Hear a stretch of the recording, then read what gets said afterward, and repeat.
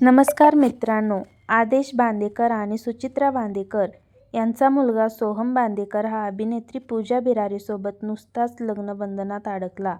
मात्र या लग्नाआधी मेहंदी सोहळ्यामध्ये अभिनेत्री पूजा बिरारी हातावर कुत्र्याचे चित्र काढले होते. तेव्हा अनेकांनी तिला त्याच्यावर ट्रोलही केलं होते. मात्र आता यावर आदेश बांदेकर यांनी स्वतः स्पष्टीकरण दिलं आहे. पूजाच्या हातावर असणारा कुत्रा म्हणजे सिम्बा. आदेश बांदेकर आहे. सिम्बा हे आदेश बांदेकर यांच्या कुत्र्याचे नाव आहे. खरं तर सिम्बा बांदेकरांच्या घरातील एकच सदस्य आहे. कारण सोहम लहान असताना सिम्बाचं बांदेकर कुटुंबात आगमन झालं होतं.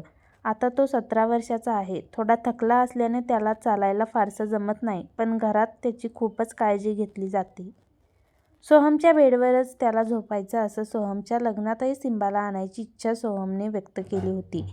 पण त्याला तो प्रवास आणि वावर त्रासदायक ठरला असता. माणसांपेक्षा प्राण्यांचे प्रेम किती निरागस असतं हे बांदेकर कुटुंबाने अनुभवलं आहे. आणि म्हणूनच पूजाला देखील सिम्बाचा लळा लागल्यामुळे तिने तिच्या हातावर सिम्बाचं चित्र काढलं होतं, असे आदेश बांदेकर म्हणाले.